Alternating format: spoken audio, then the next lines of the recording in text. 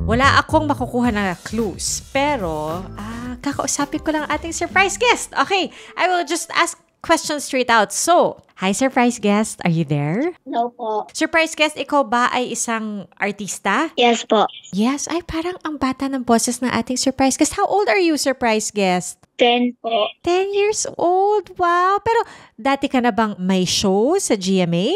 Yes po.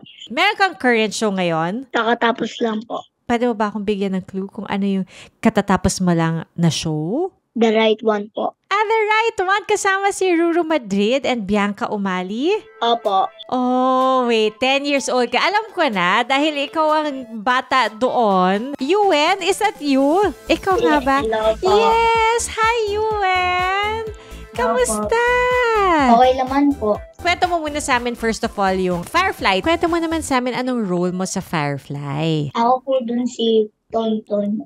Yung batang dingdong po. Sino yung mga nakasama mo sa eksena? Sila Ate Alexandra po, Kuya Miguel, Tante Alex po, Ate Isabel, at si Tito Epi Quezon, at si Tita Yayo Aguila. Baka pwede mong i-invite yung ating mga tagapakinig, tsaka yung mga nanonood sa atin sa YouTube, sa Firefly. Hello po mga viewers. Manood po kayo sa December ng Firefly.